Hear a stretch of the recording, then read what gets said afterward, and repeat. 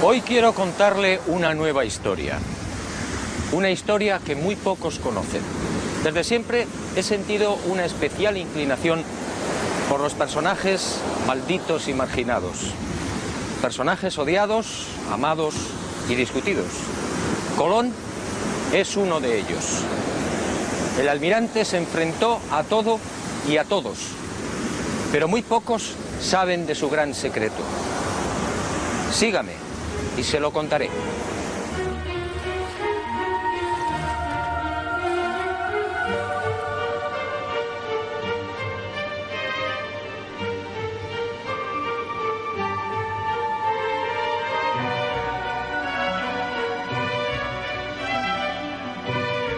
Como decía, siempre me intrigó la tozudez del almirante.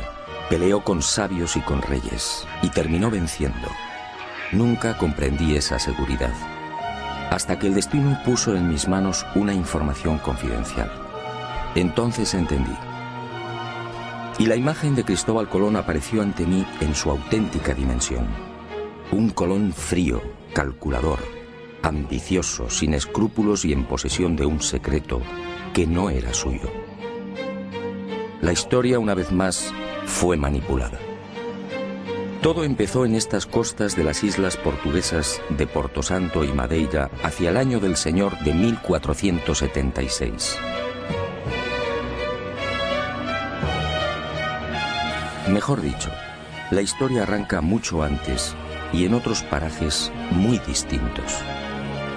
500 años antes, hacia el 990, los vikingos ya habían mantenido un tráfico regular entre Groenlandia y las costas del norte de América. Los relatos de los audaces normandos se propagaron rápidamente, y de Noruega, patria de los vikingos, saltaron a toda Europa, siendo consignados en el 1070 por el sabio alemán Adam von Bremen. Aquel descubrimiento, según los expertos, se debió a la precipitada fuga de Eric el Rojo. Tras una sangrienta venganza, los islandeses desterraron a Eric por 3 años.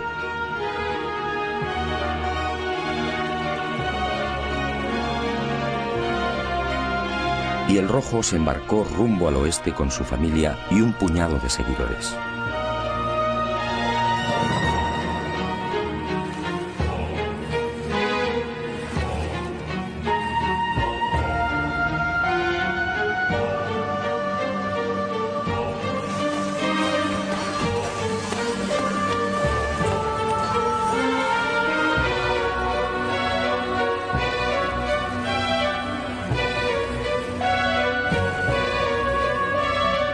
Así fue muy probablemente como llegaron a Groenlandia, y de allí a las costas de Massachusetts, entre Boston y Nueva York.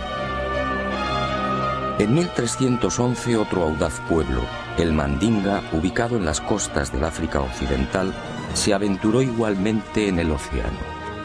Y el rey Abubakari II, al frente de 2000 piraguas, tocó tierras americanas. La expedición descubriría Recife, en Brasil, pero nunca regresaron.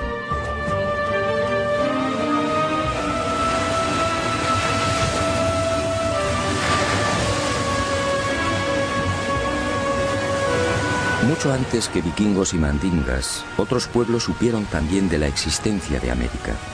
Fenicios, griegos, romanos, bereberes y árabes, entre otros, tocaron al parecer las costas orientales americanas. Colón, en efecto, fue el último.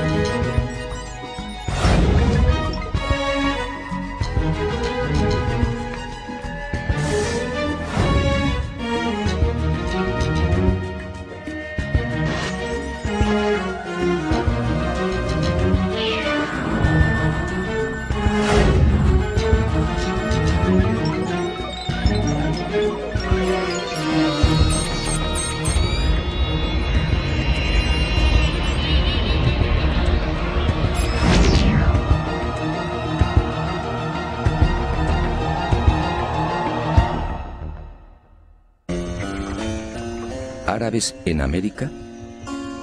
A principios del siglo XVI, Fernández de Oviedo, gobernador de la Castilla del Oro, escribe sobre algo realmente insólito. Oviedo afirma que los naturales llamaban Kebi al cacique. Kebi en árabe significa grande. Y asegura también que aquellas gentes rezaban en mezquitas. Así consta en sus crónicas. ¿Cómo entender esta presencia árabe en América antes de 1492? ¿Y cómo entender el escrito entregado por el Papa Inocencio VIII a Martín Alonso Pinzón antes del descubrimiento?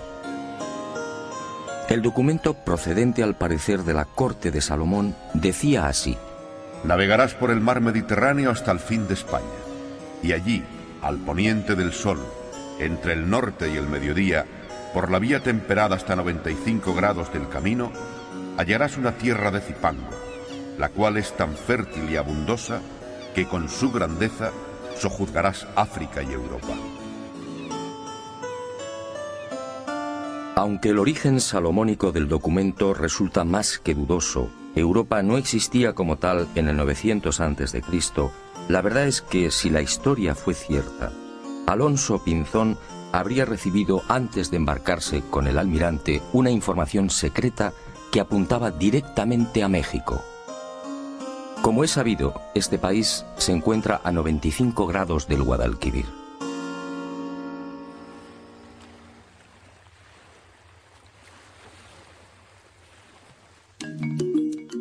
Pero más intrigante aún es la existencia de maíz en tierras del sur de España antes de 1492. Todo el mundo sabe que esta planta es oriunda de América. ¿Cómo explicar entonces lo escrito por Alonso de Palencia con motivo de los ataques de Enrique IV a la ciudad de Granada en 1456? Según Palencia, el rey preparó la conquista de la ciudad morisca, quemándoles en verano las mieses y en otoño las cosechas de mijo y maíz.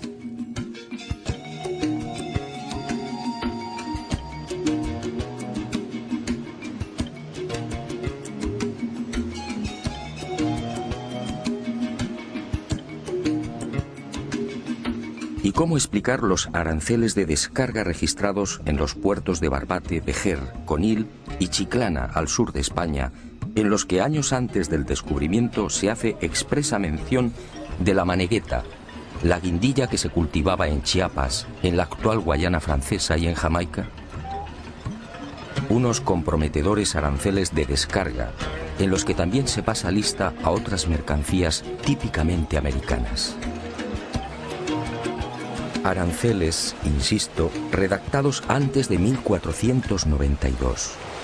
¿Quién transportaba esa mercadería?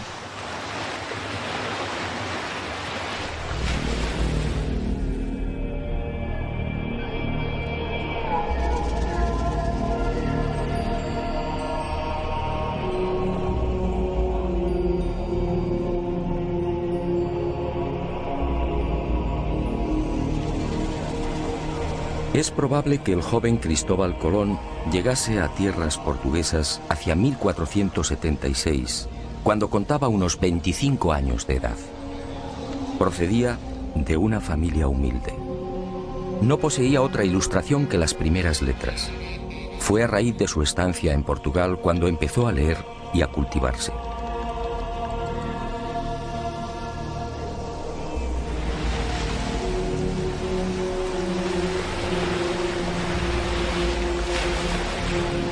Y fue en Madeira donde entró en los negocios de compra de azúcar. En 1477 se casa con Felipa Moniz, instalándose en la isla de Porto Santo, muy próxima a Madeira. Aquí vive en la casa de su suegra. Aquí, según mis informaciones, arrancó la muy particular e ignorada historia del que llegaría a ser almirante de la mar Oceana. Una historia que Colón mantuvo en secreto. Aquí, Colón escucha de boca de marineros y pescadores una serie de extrañas y enigmáticas leyendas, unos relatos que encienden la mecha de su pasión por la mar.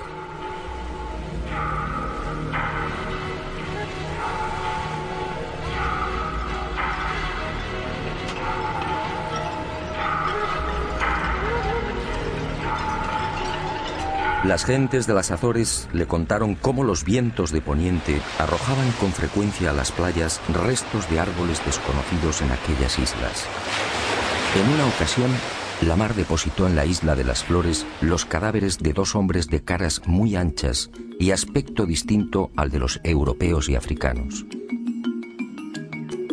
En esas fechas, hacia 1477, en un viaje de negocios a la ciudad irlandesa de Galway, el propio Colón fue testigo de la presencia de un hombre y una mujer que habían llegado por mar y que en nada se parecían a los europeos. El genovés los tomó por chinos o hindúes, arribados a Irlanda por el occidente.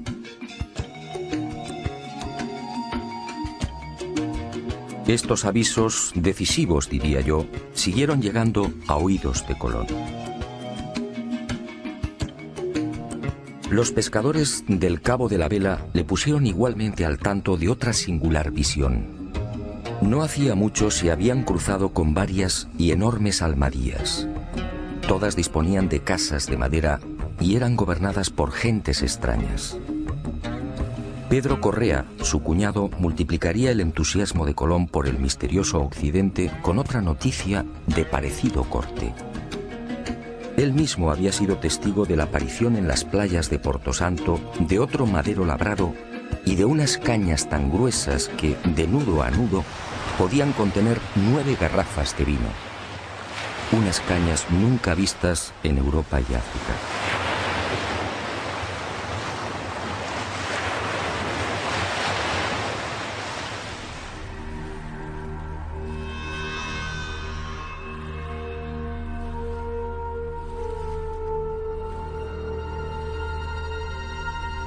Paso a paso, Cristóbal Colón se vio envuelto en la apasionante idea de navegar hacia aquel horizonte por el que se ponía el sol. Y fue este creciente entusiasmo lo que muy probablemente decidió a su suegra a entregarle las cartas y escritos de Bartolomeo Perestrello, su marido ya fallecido. Nada se sabe con certeza de estos papeles del que fuera navegante italiano y gobernador de Porto Santo. Lo que sí parece claro es que aquella información debió coincidir con las narraciones de marinos y pescadores lusitanos y castellanos. Fue en esas fechas, alrededor de 1478 o 1479, cuando al fin el destino llamó con fuerza al corazón del inquieto Cristóbal Colón. Y sucedió algo que cambiaría bruscamente el rumbo de su vida. Algo que muy pocos conocieron y conocen. Algo que se convertiría en su gran secreto y finalmente en su gran tragedia.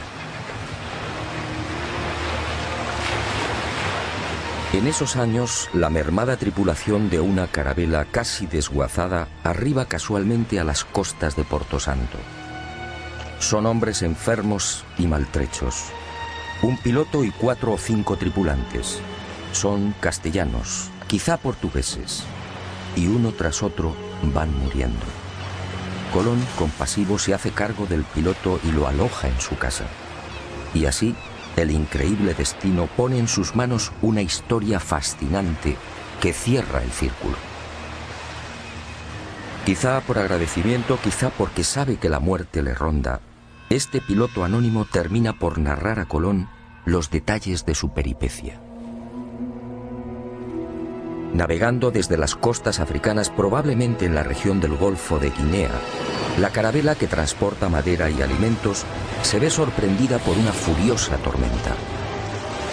Y los poderosos vientos alisios la desvían de su inicial derrota, presumiblemente hacia la península ibérica o Inglaterra.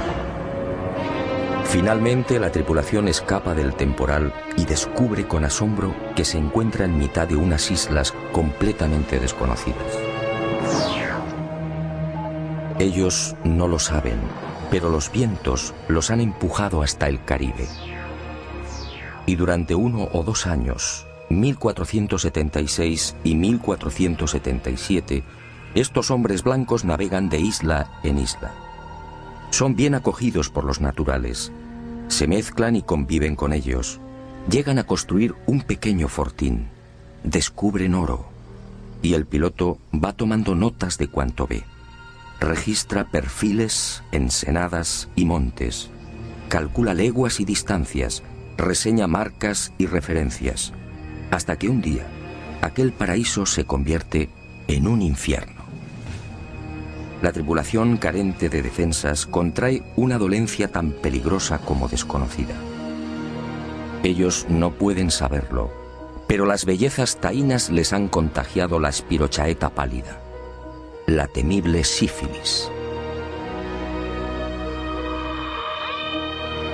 El mal alcanza su fase secundaria y los hombres blancos ven con impotencia cómo sus cuerpos se cubren de pústulas, y la fiebre y los dolores terminan postrándolos. Al ver cómo sus compañeros van muriendo inexorablemente, el piloto anónimo decide regresar. Y allí, cosas del destino, está Cristóbal Colón. Es posible que este retorno del piloto anónimo ocurriera hacia 1477 o 1478. El navegante muere y Colón hace suya toda la información suministrada por el desdichado prenauta. Dueño y señor de la oportunísima revelación, Colón se entusiasma definitivamente con la idea de alcanzar esas tierras ignoradas, utilizando para ello el camino de Occidente. Esta asombrosa y secreta historia, guardada celosamente por el almirante, me fue facilitada hace ya 25 años por el entonces prior de los franciscanos de la Rábida, Francisco de Asís Oterino. Y fue él quien me aconsejó que consultase con los más destacados americanistas del momento. Un suceso que, según los cronistas de la época, terminaría filtrándose y propagándose. Y en 1535 apareció por primera vez en letra impresa. Todo cuanto me reveló el prior de los franciscanos se vio ratificado con creces. Uno de los expertos que profundizó con mayor ahínco y rigor en el secreto de Colón fue el catedrático español Juan Manzano y Manzano. Él, en definitiva, me lanzó al ojo del huracán de este decisivo suceso. Por más que indagué, no fue posible averiguar la identidad o la nacionalidad de este piloto anónimo. Los cronistas de aquel tiempo hablan de un portugués o castellano, quizá vizcaíno. Antonio de Fuentes y Guzmán arriesga un nombre, Alonso Sánchez de Huelva, que dice fue el piloto que dio los papeles a Colón. Lo que sí es seguro es que a partir de 1478, unos 16 años antes del descubrimiento oficial, Colón se convierte en un obstinado defensor de la vía occidental hacia las Indias. Una tozudez enraizada en la apropiación de algo que no era suyo.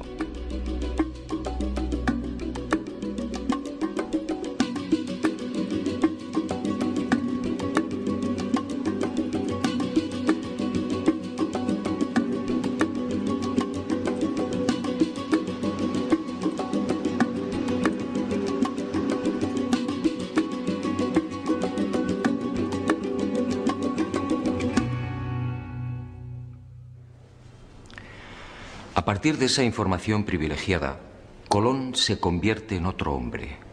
Ya no son sospechas, ahora lo sabe. Navegando por el mar tenebroso siempre hacia el oeste, encontrará nuevas y ricas tierras. Pero, ¿qué tierras eran esas?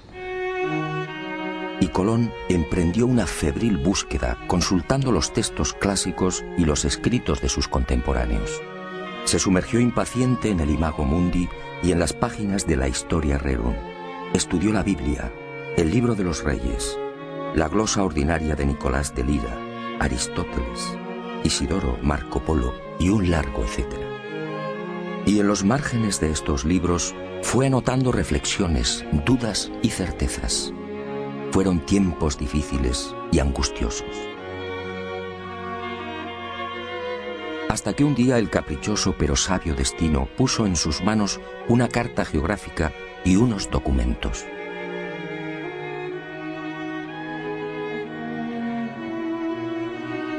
Eran obra del célebre físico, matemático y astrónomo Paolo Pozzo Toscanelli. El 24 de junio de 1474, 2 años antes de la llegada de Colón a Portugal, el canónigo lisboeta Fernão Martins recibía una carta desde Florencia. Era una misiva de su amigo Toscanelli. Meses atrás, durante la estancia de Martins en Italia, el canónigo tuvo oportunidad de cambiar impresiones con el sabio florentino sobre las navegaciones de sus compatriotas, los portugueses, por las costas africanas. Los lusitanos llevaban tiempo intentando alcanzar las regiones orientales de las Indias, donde al parecer se hallaban las famosas islas de la especiería. Y Toscanelli le anunció algo insólito. A las Indias se podía llegar por un rumbo distinto al que pretendían los portugueses. Bastaba cruzar el mar tenebroso, siempre hacia el oeste. Martins quedó impresionado. Expuso las revolucionarias ideas de Toscanelli al rey de Portugal y sin demora Alfonso V solicitó más detalles. Y ese 24 de junio de 1474 llegaba a Lisboa la mencionada carta de navegación y los documentos de Toscanelli, en los que aseguraba que navegando derecho por poniente está pintado el comienzo de las Indias. Unos reinos opulentos llamados Catai y Mangui, señoreados por un poderosísimo monarca llamado Gran Khan.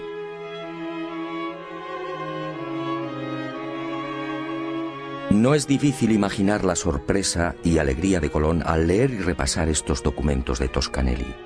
Allí estaba la confirmación a lo proporcionado en secreto por el piloto anónimo. Las ideas de Toscanelli y las pistas halladas en las restantes lecturas redondearon finalmente el gran proyecto colombino. Al otro lado del mar tenebroso se encontraban las Indias. Solo había que navegar hacia el oeste, siempre hacia el oeste. Colón, en definitiva, fue víctima del mismo error de Toscanelli. Confundió la española con Zipango, el Japón actual, y América con Asia. Y esta idea le acompañaría hasta la muerte. Confirmadas las noticias del prenauta, nuestro hombre eufórico volvió a repasar una y otra vez las claves secretas de su gran sueño. Unas claves más próximas a la locura que a la realidad. Para Colón, en esos años previos a 1492, Zipango, la isla del oro, se hallaba a 750 leguas de Canarias.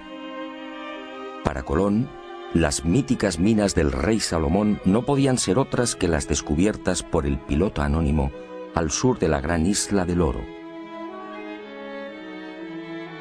Para Colón, las tierras firmes del Gran Khan, el Catai de Toscanelli, se alzaban al oeste del Zipango, es decir, a poco más de 1100 leguas de las Canarias. Dominado por la fiebre descubridora y por aquellas lecturas, adelantándose al Quijote, Colón confunde Jamaica con el reino de Saba. Y cree que uno de los reyes magos partió justamente de esta isla. Para Colón, de acuerdo a lo narrado por el prenauta, el Golfo de Paria, en las actuales costas de Venezuela, era el lugar en el que se había levantado el paraíso terrenal. Y murió con el convencimiento de que Cuba formaba parte de las tierras firmes de Asia.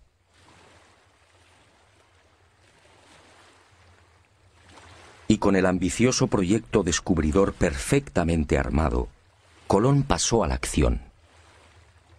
Sus primeros movimientos prudentemente lo llevaron hasta la región de Guinea. Pudo ser en 1482 o 1483. Quizá con la excusa de un viaje de negocios se embarca y recorre las aguas del Golfo africano.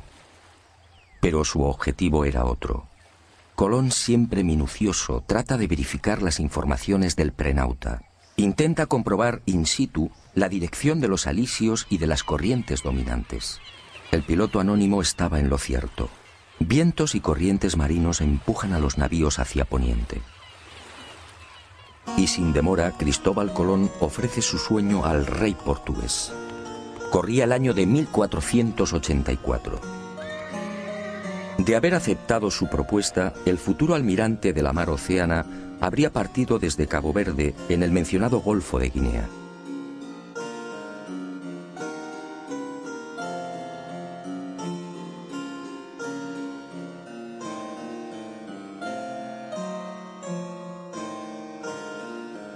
pero Juan II lo despacha con cajas destempladas.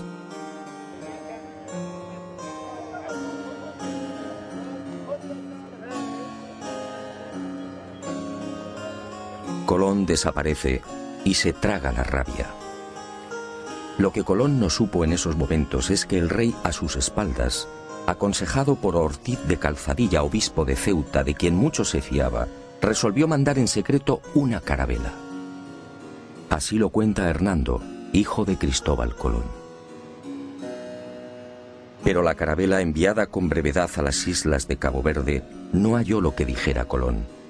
Y el proyecto colombino, como el de Toscanelli, fue olvidado por Juan II.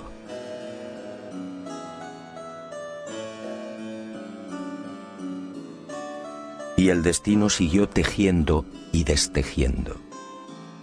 Colón supo de la turbia maniobra del rey portugués, y a esta decepción se sumó la muerte de su mujer y la pésima marcha de los negocios.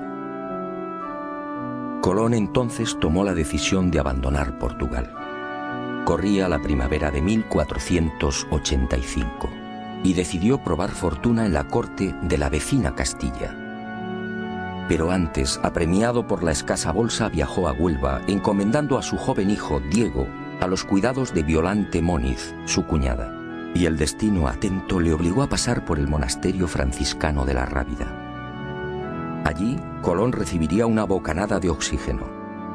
Uno de los frailes, Antonio de Marchena, se entusiasmó con la idea.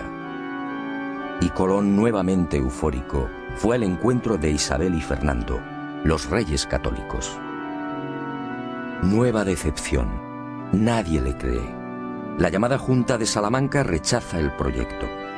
El testimonio del doctor Rodrigo Maldonado de Talavera, miembro de esta junta de sabios y expertos, resume el sentir general. Este testigo, con el prior de Prado y con otros sabios y letrados y marineros, platicaron con el dicho almirante sobre su ida a las dichas islas, y todos ellos concordaban que era imposible ser verdad lo que el dicho almirante decía.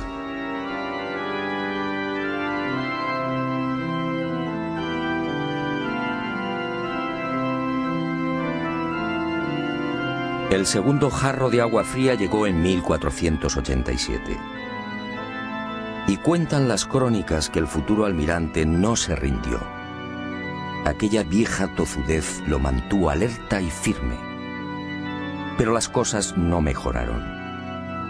Y cuando todo parecía perdido, cuando el genovés pensaba ya en trasladar su proyecto al rey de Francia, algo cambió. Y estoy de acuerdo con la hipótesis de Juan Manzano y Manzano. Colón, forzado por las adversas circunstancias, no tuvo más remedio que desvelar parte de su secreto.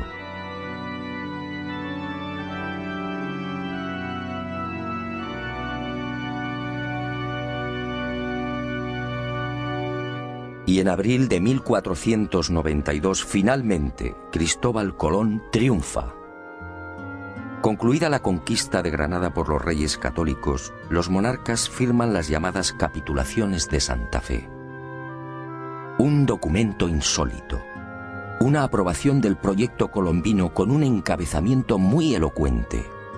Las cosas suplicadas e que vuesas altezas dan e otorgan a don Cristóbal de Colón en alguna satisfacción de lo que ha descubierto en las mares oceanas.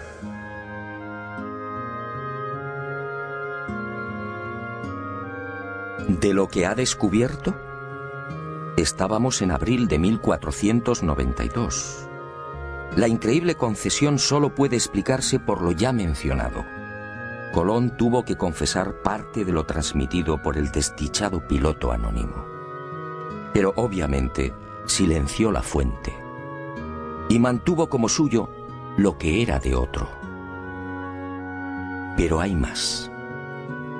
En esos sospechosos documentos previos al gran viaje descubridor, los reyes católicos, al entrar en detalles, cometen 3 indiscreciones que confirman cuanto sostengo.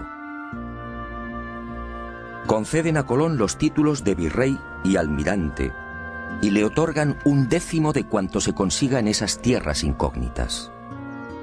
En buena ley todo esto debería de haber llegado después.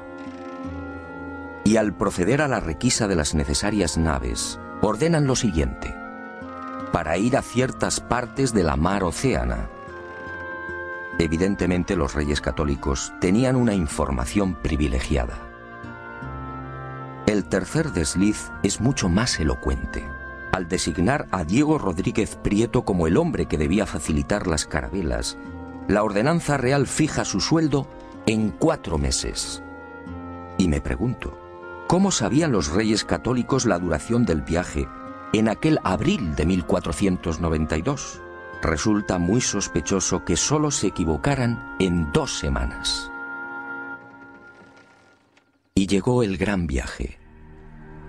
Y con él, y con las siguientes singladuras, Cristóbal Colón terminaría descubriendo sus cartas. Unas cartas marcadas.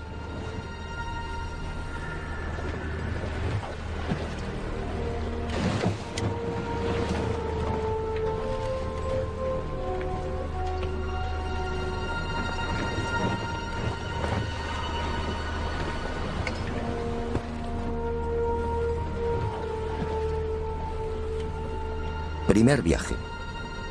Fiel a lo consignado por el prenauta, Colón, en lugar de navegar directamente hacia Occidente, siguiendo los paralelos de España, alarga la ruta y pone proa al sur.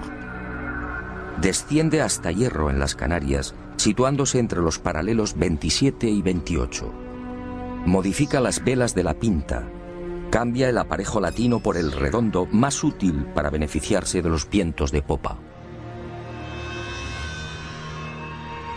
Y fiel a esas instrucciones del prenauta, antes de partir de las Canarias, avisa a los capitanes de las otras naves sobre el peligro de un rosario de islas y roqueos ubicados a 700 leguas de Hierro. No es difícil imaginar las caras de los pinzones ante semejante advertencia. Pero el secreto del piloto anónimo no se vio libre de algunos graves errores. El informante de Colón se equivocó al situar la gran isla del Oro. El almirante, al seguir el paralelo 27, dejó esa isla, Zipango, mucho más al sur. Por eso, en este primer viaje, no encuentra el peligroso laberinto de Arrecife, lo que Colón llamaba la entrada a las Indias. Y el 9 de octubre de 1492, la marinería se rebela por segunda vez. Y tiene razón. Los hombres se sienten engañados. La cuenta real del almirante en esa fecha suma 1000 leguas. Él había prometido arribar a los arrecifes mucho antes. Y aseguró igualmente que Zipango se hallaba a 750 leguas del punto de partida. La situación en la Santa María, la nave capitana, se hace tan violenta que Colón reúne a los hermanos Pinzón y se ve obligado por segunda vez a desvelar parte de su secreto.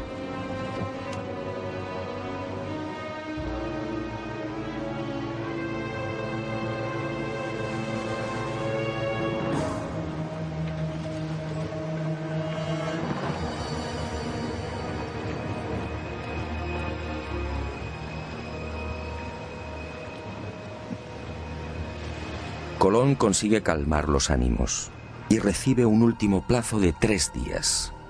Si para entonces no han hallado tierra, regresarán. El 12 de octubre descubre Guanajaní, una pequeña isla del grupo de las Lucayas que Colón bautiza como San Salvador. El almirante, perplejo, no comprende. ¿Dónde ha estado el error? ¿Por qué no han desembarcado en Zipango? Y sigue de isla en isla buscándola.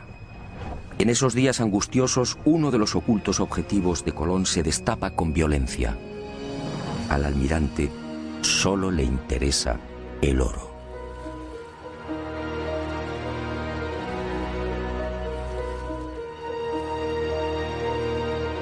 Colón deja atrás la costa norte de Cuba y, siguiendo las orientaciones de los indios, navega hacia el este, obsesionado por las minas de oro de Zipango. Y el 12 de diciembre tiene lugar otro suceso que llena de admiración a los marinos de la Niña y de la Santa María. Al desembarcar en una ensenada que Colón denominó de la Concepción, en la actual Haití, varios de los exploradores aciertan a establecer contacto con un nutrido grupo de indios, y entre ellos varios hombres blancos. Hombres y mujeres jóvenes tan blancos, dicen, como los de España. ¿Hombres y mujeres blancos entre los naturales caribeños?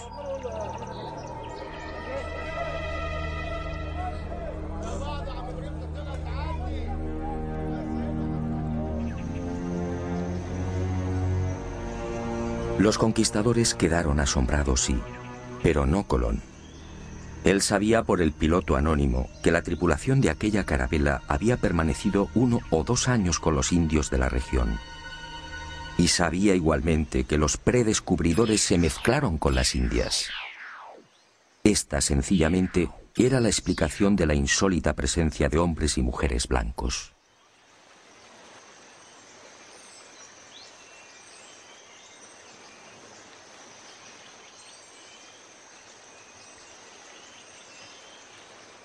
Y Colón por fin avista su gran objetivo. Era el 4 de enero de 1493. Allí estaba la señal que le proporcionara el piloto anónimo. Un cerro inconfundible, con un perfil muy particular y prácticamente asomado a la mar. Montecristi.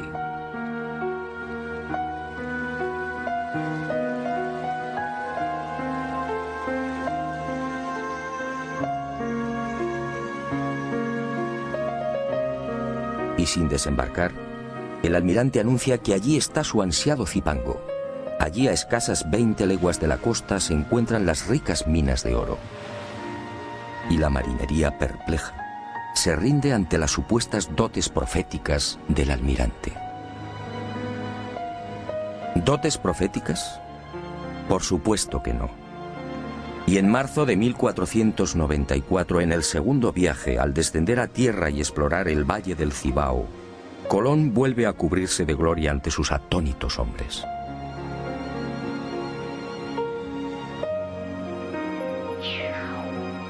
Después de fundar Isabela, marcha decidido hacia el sur, y a 18 leguas exactas de la costa, tal y como había advertido, localiza las minas.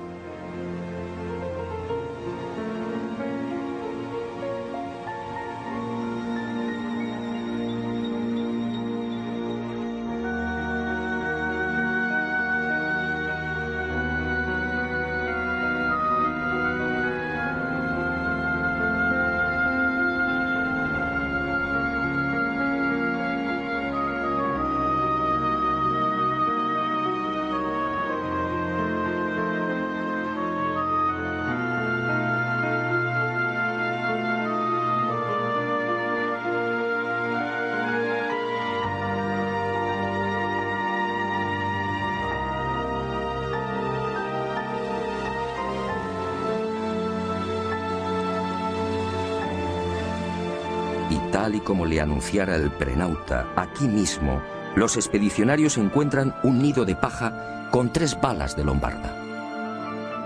Otra de las señales clave. La viva y aplastante demostración del paso del piloto anónimo por la Española. Por supuesto, nadie se explica cómo han llegado las balas de piedra hasta el corazón del Zipango. Y Colón, satisfecho, guarda silencio.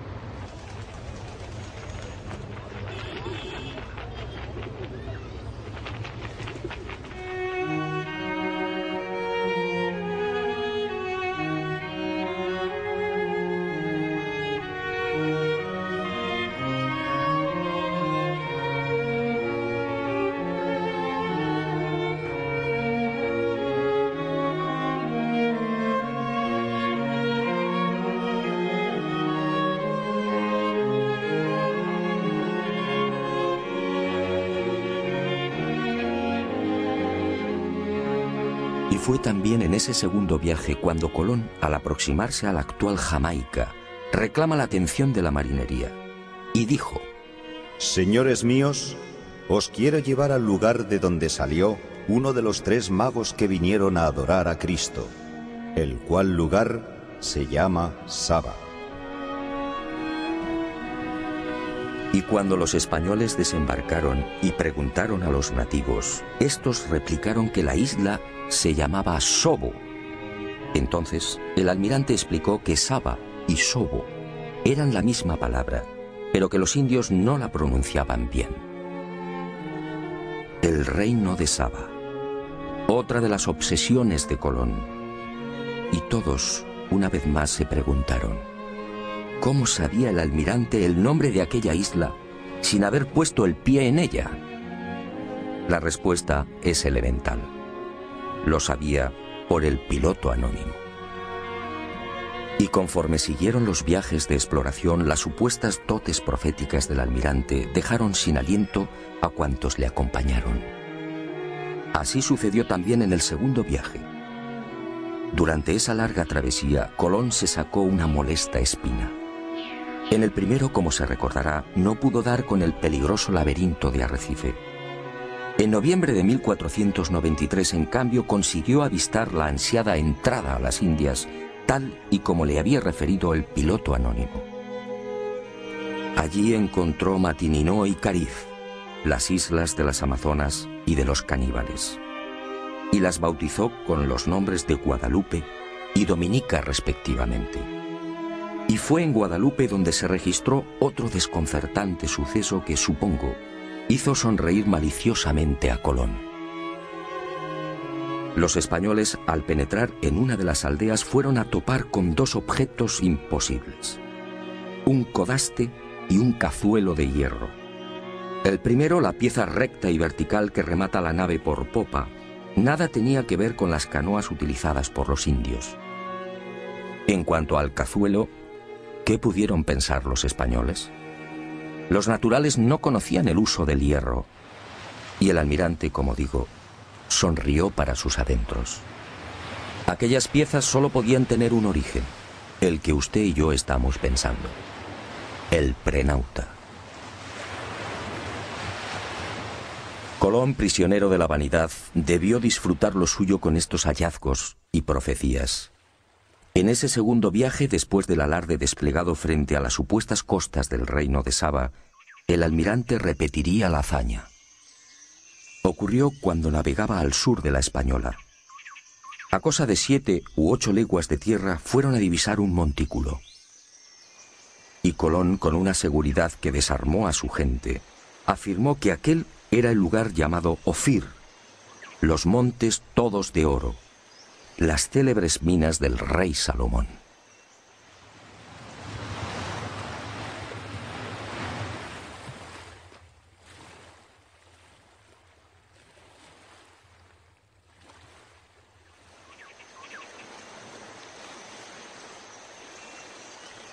Después, las imaginarias minas del rey Salomón serían explotadas por los conquistadores, y el lugar fue bautizado como San Cristóbal.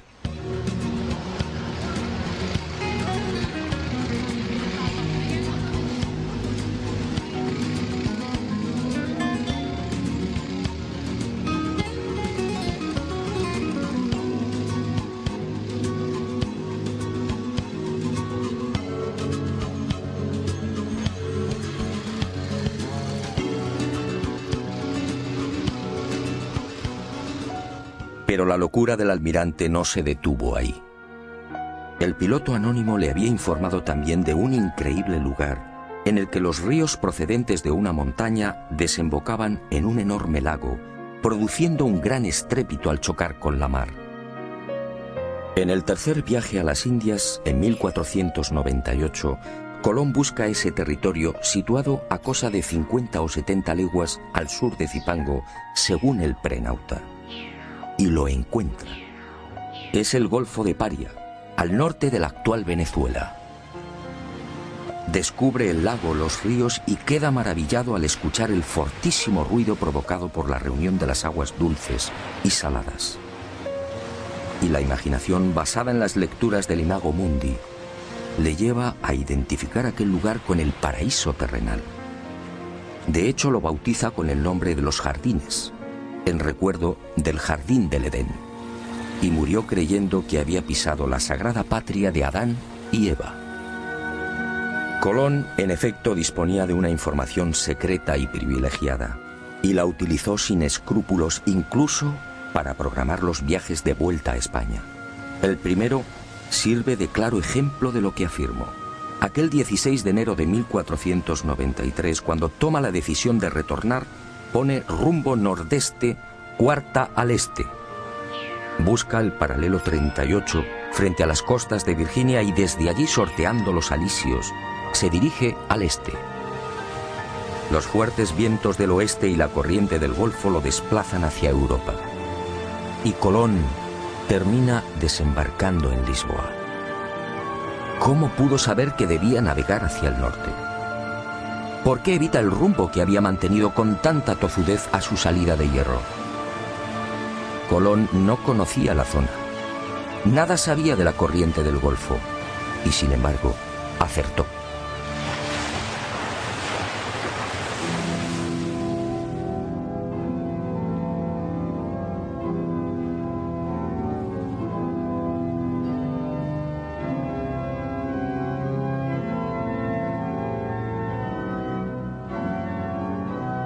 Pero Colón cometió un gran error. Hizo suyo un secreto que no le pertenecía. Ignoró al piloto anónimo y se quedó con toda la gloria. Y el destino implacable pasó factura. En la primavera de 1499 el virrey almirante es encadenado y devuelto a la corte de Castilla, y sus privilegios desaparecen. Poco después, el 20 de mayo de 1506, muere en Valladolid, y muere olvidado y en la ruina.